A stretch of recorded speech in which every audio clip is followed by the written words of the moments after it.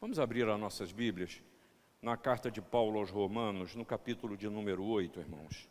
Romanos, capítulo 8. Nós vamos ler esse texto e sobre ele refletir a partir do versículo 18. Romanos 8, a partir do versículo 18. Diz a palavra de Deus: porque para mim tenho por certo que os sofrimentos do tempo presente, não podem ser comparados com a glória a ser revelada em nós.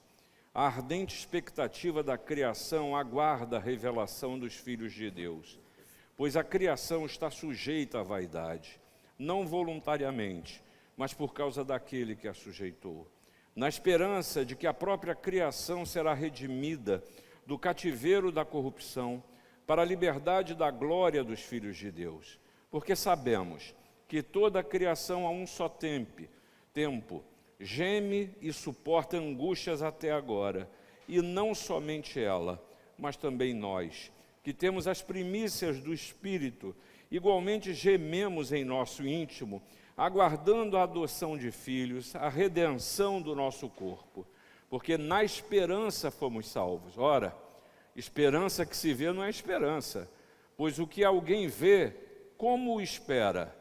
Mas se esperamos o que não vemos, com paciência o aguardamos. Acho curioso a capacidade de Paulo em perceber a realidade, o momento, as circunstâncias que estava vivendo, que vivia a igreja em Roma, a sua percepção do que acontecia no seu entorno. E eu creio que essa palavra que ele nos traz, ela é tão cheia da realidade que atualmente nós vivemos, quando a graça, aquilo que ele chama de gemidos, de sofrimentos, de lutas, de dificuldades, e cada vez mais a gente ouve falar de coisas que nos entristecem, de maldade, de violência, de morte, de toda aquela sorte do mal, de mal, que nós seres humanos somos capazes de conceber. E é interessante essa figura da criação que geme, porque, irmãos, o mundo é um mundo onde a beleza se destrói e a formosura se corrompe. O mundo é um mundo que é agonizante, em que toda expectativa que nós possamos colocar em dias melhores, ela se esvai no próprio tempo. É incrível como a gente, às vezes, começa até uma semana cheio de esperança e de expectativas pelo que há de vir, e logo a gente é engolida pelas questões do tempo, e nem percebemos que isso corre o risco de nos roubar. Não é só a esperança, mas é a própria alegria de viver. Todos nós vivemos a expectativa e o sonho por dias melhores. Isso soa nesse tempo tão pragmático em que a gente vive, como para muitos até, como uma grande mentira.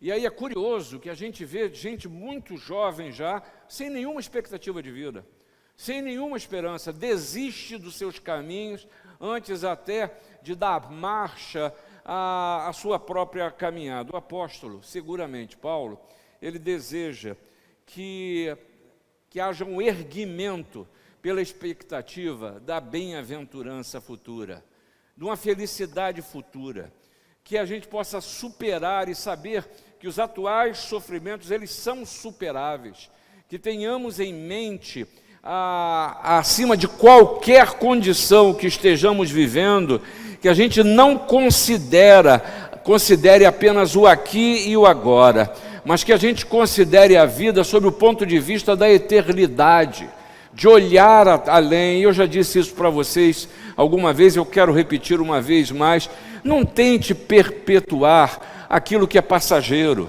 Não ache que a vida, você passa por situações em que você pode considerar que elas são definitivas e não o são.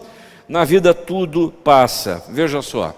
E o grande problema aqui, quando a gente lê isso, é tudo muito bonito, mas o problema é a desproporção entre aquilo que para a gente é sofrimento e aquilo que, como Paulo descreve, da glória. Essa desproporção ela é por demais dolorida para nós, seres humanos. Eu acho curioso que Davidson, comentando sobre esse texto, nos fala que a glória do porvir é como um tesouro, mas que está depositado em vasos de barro como eu e você. E é curioso também a gente perceber que ao Paulo falar que toda a criação geme, isso está falando de você também. Nós não estamos falando de um outro alguém, é a sua vida, é a maneira como você vive, porque o gemido é fruto de quem está sobrecarregado, é fruto de alguém que aguarda de alguma forma um livramento. E é Paulo, de uma maneira muito clara, ele diz que a criação, ela suporta angústia. Nós também as suportamos. E por isso, esses gemidos, nós temos a dificuldade e a luta de vivê-lo nos nossos dia a dia. E eu quero destacar para vocês 3 formas de gemer. 3 formas ou 3 gemidos que eu e você seguramente expressamos na caminhada e Paulo nos estimula a pensar e a repensar o sofrimento do presente século. O primeiro gemido que ele nos convida a lidar é com a dor dos sofrimentos. A dor dos sofrimentos, ela precisa, nesse tempo, ela precisa ser tratada. Ela precisa ser olhada, essa dor ser olhada sob o ponto de vista da eternidade. Ela não pode ser segmentada na história, porque às vezes no momento da mais dura luta que eu e você vivemos, é como se a vida sofresse um interregno. É como se houvesse assim um intervalo na existência que não tem ar, que não tem espaço, e é como se toda a nossa vida se reduzisse àquele momento, como se não houvesse história. E é curioso como o sofrimento tem o poder de nos fazer esquecer, de nos levar a esquecer, né? E acho muito interessante que Jeremias, sabendo disso muito bem, lá em Lamentações escreveu: quero trazer à memória aquilo que pode me dar esperança. O exercício da memória que a gente precisa mormente no tempo de sofrimento exercitar. Calvino disse uma coisa muito interessante sobre esse texto, falando que o apóstolo não está comparando tempo com a glória, mas nos ensinando a aliviar o peso da cruz, a carregar. Lembra do que Jesus disse? Cada um tome a sua própria cruz e siga-me. Na vida a gente passa por lutas, na vida a gente passa por aflição, mas Paulo está nos ensinando a que você tenha expectativas em Deus, para que você espere em Deus, não cultue o sofrimento, não perpetue o sofrimento, não torne o sofrimento a razão de ser da sua vida, não destrua o que você já conquistou, porque você passa por um momento de luta. Não, é preciso que você mantenha, e Paulo chama isso de uma ardente expectativa. E aí, nesse sentido, nos ensina a enfrentar os desencorajamentos, a tribulação, a perplexidade, a angústia, a perseguição, o desamparo, o abatimento, a destruição. E alguém chega mesmo a dizer: é engraçado, né? Na vida do outro tudo dá certo, mas na minha vida tudo dá errado. E aí eu e você sempre somos tentados a viver uma autocomiseração que é mentirosa, que é enganosa, que é o inimigo das nossas vidas, que diz: você não serve, você não pode, você não consegue, você não é capaz. E toda essa linguagem de destruição que continua a nos jogar para baixo. E o que eu estou falando aqui não é uma linguagem de autoajuda, dizer: pensa um pouquinho melhor, dá 3 pulinhos que a coisa vai acontecer. Não. É a maneira que você encara a existência na certeza que o bem maior você já recebeu. É claro, se você tem a Jesus como seu Senhor e seu Salvador. Se você tem a Jesus como aquele que vem para aliviar o seu fardo, que é pesado, e que Ele quer trocar com você por um fardo que é leve. Paulo está nos convidando, está nos desafiando a transformar essa frustração que muitas vezes vivemos em triunfo, porquanto você possui o Espírito de Cristo. E Ele dá forças ao crente para vencer até os maus impulsos e as lutas. Irmãos, essa ardente expectativa é uma espera ansiosa, mas é uma ansiosidade do bem. É aquela que está esperando como uma criança o Natal chegar, porque sabe que vai ganhar o presente, porque sabe que Papai Noel vai trazer. É esse tipo de expectativa que é do bem. Não é uma expectativa de quem vive a irrealidade e quer apenas conquistar, muitas vezes para o seu bel prazer. A gente precisa lembrar o tempo inteiro das promessas de Deus. Não há dor maior do que possamos suportar. O Espírito Santo nos assiste nas fraquezas. E acima de tudo, lembre-se, todas as coisas cooperam para o bem. Irmãos, hoje em dia eu e você somos tomados de tantas mensagens negativas. Os inputs só são autodestruidores. Mas você se lembre que Deus está no controle. E quando Deus diz que todas as coisas que cooperam para o bem, confia, irmã. Confia, irmão. Se você ainda não está vendo, é porque Deus ainda está fazendo. Deus ainda está construindo. Deus ainda está transformando. E aí, nesse sentido, a gente precisa aprender com os contrastes da vida cristã. O corpo é fraco, mas o espírito renovado. O presente é doloroso, mas o futuro será glorioso. Entre as coisas visíveis e temporárias, eu preciso me lembrar que há coisas invisíveis, mas que são eternas. Por isso Jesus fez questão de dizer: não vos compete conhecer tempos nem épocas. Vocês conhecem em parte. E aí, nesse sentido, toda vez que eu repito esses dois versículos, eu fico assim, eu sou tomado de um sentimento de inutilidade, porque a minha cabeça chega a conclusões em áreas que eu não tenho domínio. Sabe como é isso quando você julga outra pessoa? Por aquilo que a pessoa faz ou deixa de fazer? E normalmente esses nossos julgamentos são baseados em quê? Em impressões, sem que a gente conheça de fato o que está na mente e no coração do outro, e a gente sempre se engana com os nossos julgamentos. Assim é em relação à sua vida. Assim é em relação à conclusão que você vê, ou que você faz da sua própria história. Acalma, porque o que Paulo está chamando a nossa atenção é que a nossa caminhada não é nos 10, 20, 40, 50, 70, 80 anos que a gente já esteja vivendo o que vem a viver. O Paulo está convidando a gente a olhar a vida sob o ponto de vista da eternidade. E Paulo diz, e nos chama a atenção, que eu e você precisamos viver a ideia de um sofrimento que não pode nos abater. Olha o que ele disse aos Coríntios na segunda carta. Porque a nossa leve e momentânea tribulação produz para nós eterno peso de glória, acima de toda comparação, não atentando nós nas coisas que se veem, mas nas que se não veem, porque as que se veem são temporais, e as que se não veem são eternas. Lucas, no capítulo 14 de Atos, nos chama a atenção para o seguinte, que Paulo, tendo anunciado o evangelho naquela cidade, feito muitos discípulos, voltaram para Listra, Icônio e Antioquia, fortalecendo a alma dos discípulos, exortando-os a permanecer firmes na fé e mostrando que, através de muitas tribulações, nos importa entrar no reino de Deus.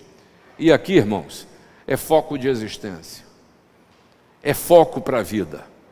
Porque muitas vezes eu me julgo necessitado de tanta coisa que não tem absolutamente valor, não é para o dia, nem para a semana, é para a vida.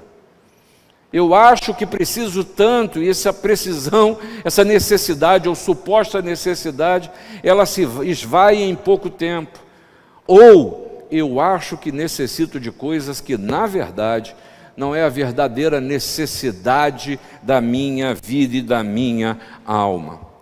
É por isso que o Senhor nos permite, não só pelos pecados, mas passar por tribulação, porque a tribulação, ela nos faz nos sentir cada vez mais dependentes de Deus, ou aprender que nós dependemos. Não há uma pessoa que seja autossuficiente, não há alguém que não precise, todos nós somos necessitados. A tribulação também tem uma segunda lição, porque tem muita gente que é autossuficiente, né? E a tribulação nos permite nos aproximar uns dos outros e perceber o quanto somos humanos. Alguém diz que muitas vezes a gente se aproxima não é por amor, mas é pela dor, pela dor. E assim Deus nos permite exercitar toda a nossa humanidade. Porque se existe uma coisa mais falsa e enganosa que a gente tenta se convencer, é que não somos humanos. E é o que somos: falíveis, incompletos, muitas vezes enfraquecidos, e que precisamos. Também a tribulação pode também nos servir de uma excelente disciplina para alguém que tem a vida nas suas próprias mãos e se acha autossuficiente. E quando a luta vem, a tribulação vem e nos alquebra, é que a gente percebe que a gente não é tão bom assim. Não há dúvida nenhuma, irmãos, o quanto é duro seguir a Cristo. Eu não vou dourar a pílula. Seguir a Cristo é duro. Quanto é duro enfrentar as lutas da vida. Mas tenha certeza que você e eu precisamos entender que quando Jesus diz que se alguém quer vir após mim, a si mesmo se negue, dia a dia, tome a sua cruz e siga-me, Jesus está nos mostrando a realidade da existência. Viver é manter a vida, os olhos voltados para Cristo, mas ter a certeza de que a gente passa por tribulações. Eu já falei para a igreja uma vez, um grande amigo já falecido, o irmão Daílson, que participa da gente, ele escreveu uma música para mim que eu amo. Qualquer dia desse nós vamos tocar essa música aqui. Só quem sofreu sabe a dor de quem sofre. É o resumo da música que ele escreveu. E nessa música ele diz, ele passou por um momento, o César era um oficial do Exército Brasileiro, era um homem de quase 2 metros de altura por 2 de largura, um gigante, muito forte. Eu lembro-me na infância, na minha adolescência, indo à casa dos pais dele, de Ilse, e aquele homem chegava do exército, era um panzer, como a gente brincava, né? E ele seria nosso padrinho de casamento, mas estava de plantão no dia, e Sérgio apareceu com uma dor na perna. Claro, ele era um homem que fazia esporte de uma forma exagerada. Só que essa dor não passava, começou a incomodar aqui no posterior da coxa. Ele foi fazer exames, o médico achou aquilo estranho, mandou fazer outros exames, se descobriu com câncer nos ossos. Esse homem gigantesco, ele foi tomado, chegou uma hora da sua vida que nada passava dor, nem morfina mais. E as pessoas iam visitá-lo no hospital e alguns chegavam dizendo, tem algum pecado na sua vida. E ele ouvia aquilo, meu Deus, aí chegava uma outra pessoa e chegava e dizia, não, abandona, sabe o que é isso? Isso é falta de fé. Abandona os médicos, abandona o tratamento e confia em Deus. Ele olhava aquilo e pensando, meu Deus, eu estou aqui deitado nessa cama, não me aguentando de dor, e vem os outros julgar a minha realidade. E aí saiu esta música, só quem sofreu sabe a dor de quem sofre. E essa música termina por dizer, Cristo sofreu por todos nós, Ele sabe o que é sofrer. Ele sabe o que é sofrer.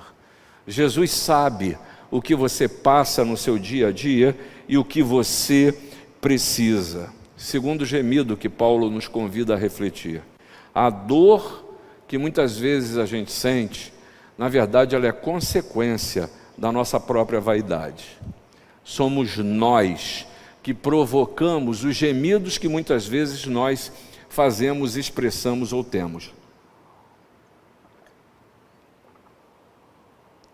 Isso se dá por ganância, por cobiça, por inveja, por toda sorte de desejos, vontades e maldades consequentes de pecado. Eu tenho percebido que hoje pecado é uma palavra que a gente não gosta de ouvir e muitas vezes não gosta de falar. E a gente corre o risco de viver um evangelho que são só flores, são só coisas melhores para você ficar melhorzinho, mas a gente pode deixar de lado a necessidade de tratar a nosso coração, o nosso pensamento, porque na verdade nós somos um poço de vaidades que precisam ser tratados. Nós não podemos desconsiderar que muitos dos sofrimentos que eu e você vivemos são consequências de pecado. É importante que você saiba que a queda, ela encontra-se implícita e explicitamente na Bíblia, desde Gênesis 3 até Apocalipse 22, que é o último capítulo da Bíblia. De Gênesis 3 até Apocalipse 22, a Bíblia está falando e tratando de pecado, tratando da necessidade de perdão, tratando da necessidade de reconexão com Deus. Por isso Paulo cita e diz: a criação geme, o ser humano geme, todo o corpo está doente, nós destruímos, nós matamos, nós mutamos, nós desmatamos, nós poluímos, nós destruímos, mas a gente julga os outros. A gente julga os outros. Uma das coisas que mais me chama a atenção é que na hora de uma guerra entre Hamas e Israel, nós tomamos partido, mas nós não afastamos a violência em que vivemos muitas vezes dentro da nossa própria casa, porque é violência também.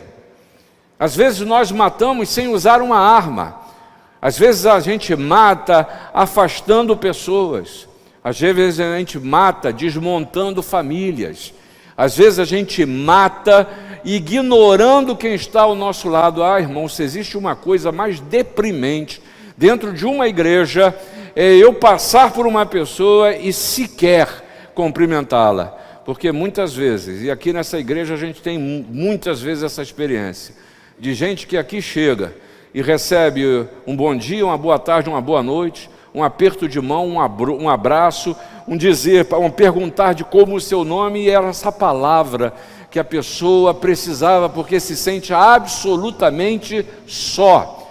A vida sem Jesus, o que traz é solidão de alma, e muitas vezes a gente que conhece a Jesus e o tem como Senhor e Salvador, também sentimos essa solidão. E essa solidão é o Espírito Santo incomodando e dizendo: olha, filho, olha, filha, ouve o seu Senhor, descansa o seu coração, ou quem sabe, volta para a casa do Pai. Toda a criação, ela vai ser redimida do cativeiro de corrupção para a liberdade da glória. E aí, irmão, e aí, minha irmã, cuidado para que seus pensamentos não estejam investindo ou reconhecendo o cativeiro da corrupção e não vivendo uma vida que vai experimentar a liberdade da glória. A liberdade da glória. Paulo apresenta essa ideia de uma redenção que ela é cósmica e ela vem desde o Antigo Testamento. Você lembra de Noé? É redenção. Você lembra da história de Abraão, dos pais da fé? Todas são histórias de redenção que todas convergem e culminam na pessoa de Jesus Cristo. Irmãos, eu e você precisamos reconhecer que o gemido que é consequência da maldade do nosso coração, da nossa vaidade, isso precisa ser tratado. Ele precisa de arrependimento, de confissão, de reconhecimento do senhorio de Jesus sobre a minha vida. Olha o que diz o versículo 21 aí. A criação, a própria criação, ela vai ser redimida do cativeiro da corrupção. Tenha certeza de que isso vai acontecer. O problema é como cada um vai ser encontrado nesse tempo. Cada um vai ser encontrada. Porque Jesus disse: na vida tereis aflições, mas tende bom ânimo, porque eu venci o mundo. Não se entregue à corrupção. Tende bom ânimo. É possível que você viva, ou que você vença as questões desse tempo. Mas Paulo ainda nos fala de um terceiro gemido. que são as angústias da alma. Está aí no versículo 22. As angústias da alma. Não é só a criação. Deus não está falando de maneira genérica. Deus é pessoal. E aqui, uma das maiores angústias da alma, sabe qual é? A impossibilidade. É não poder. É não ser capaz. É não estar à altura de. É não poder mais. E esse talvez seja o pior, né? Quando você conseguiu e hoje já não consegue mais. Quando você teve e hoje não tem mais. Porque muitas vezes as marcas e as amarguras que nós temos e levamos, não é daquilo que nós desejamos, é daquilo que nós já perdemos. Minha sogra tinha um ditado que ela dizia, como é que é, Ana? Ser rico não custa, né? É verdade, ser rico não custa, tem tudo à sua disposição, né? O problema é quando você perde a riqueza. E aí há pessoas, inclusive, que se matam, chegam ao ponto de tirar a própria vida, porque tiveram e perderam. Mas até isso, o Senhor nos ensina a viver as perdas na presença dEle. Também, uma cantora tem uma letra com a qual eu gosto muito, que ela fala que muitos sonhos ela traçou, muitos planos ela fez. E viu todos os seus planos e seus desejos caírem por terra. Mas ela percebeu que, na verdade, os seus planos, seus sonhos eram castelos de areia, que Deus os desfez, porque eram castelos de ilusão. E o Senhor sabe quebrar esses castelos de ilusão para nos permitir viver uma vida que ela seja plena e feliz. Lembra-se do que Jesus disse no Sermão do Monte, acho que Mateus capítulo 5 ou 6. Deus conhece todas as suas necessidades. Cada vez que eu leio esse texto, eu não sei você, ao ouvir isso, mas eu sou tomado de uma completude, da certeza de que Deus está cuidando de mim, Deus está cuidando da minha causa, Deus vai chegar a bom termo o anelo da minha alma. Não é porque eu vou conseguir, é porque Deus faz o melhor. Mas olha, cuidado com a sua cabecinha, hein? Cuidado com a cabeça, porque muitas vezes a gente chega mesmo a duvidar das intenções de Deus. Deus não nos larga a própria sorte. Há pouco tempo atrás, surgiu no meio da igreja evangélica um tipo de teologia que a gente chama de deísmo, que é a teologia que diz o seguinte: Deus criou a todos nós, soltou o gado no pasto e agora vocês se virem. Esse não é o Deus da Bíblia. Esse não é o Deus da Bíblia. Você não está largado. O Deus que cria, Ele sustenta. O Deus que cria, Ele acompanha. Ele é o Senhor da história. Lembre-se, Ele te cobre por detrás e por diante, sobre você coloca a sua mão. É o Deus que a palavra ainda não veio à sua boca, Ele conhece toda. O Senhor tem todos os cabelos da sua cabeça contados, sejam eles muitos ou sejam poucos. O Senhor o concede completamente. E qual é a solução para vencer as angústias da alma? É esperança, mas também é paciência. Paciência. Deus trata de você no processo. Calma. Quer andar tudo à velocidade da luz? Calma. Para aprender a andar é preciso primeiro engatinhar. Tudo tem o seu tempo e Deus tem a sua forma. E nesse sentido, é preciso que você declare crer no Deus da esperança. E Paulo termina o capítulo 15, o versículo 13 de Romanos, dizendo: e o Deus da esperança vos encha de todo gozo e paz no vosso crer, para que sejais ricos de esperança no poder do Espírito Santo. Irmãos, espere, ainda que você não veja. Tenha paciência, ainda que o seu temperamento, como o meu, é daquele que quer ver agora. Mas tenha paciência, porque essa ardente expectativa é o estado de mim e de você como homens. Mas o Senhor Jesus continua a te perguntar, como o salmista falou: por que está abatida ó minha alma, por que te perturbas dentro em mim? Espera em Deus, pois ainda o louvarei a Ele, o meu auxílio e Deus meu. Espera em Deus. Eu, terminando aqui, eu queria pedir a Joabe e Sula que a gente voltasse a cantar aquele cântico, Kairos, porque esse cântico tem tudo a ver com aquilo que nós estamos compartilhando com vocês. Ainda que infelizmente estejamos com problema neste data show, que você possa se apropriar em oração da letra do que você ouvirá agora. E depois eu quero abençoá-los para que Deus lhe dê não só uma boa semana, mas uma vida e uma semana cheia de expectativas e esperanças do que Deus está fazendo na sua vida.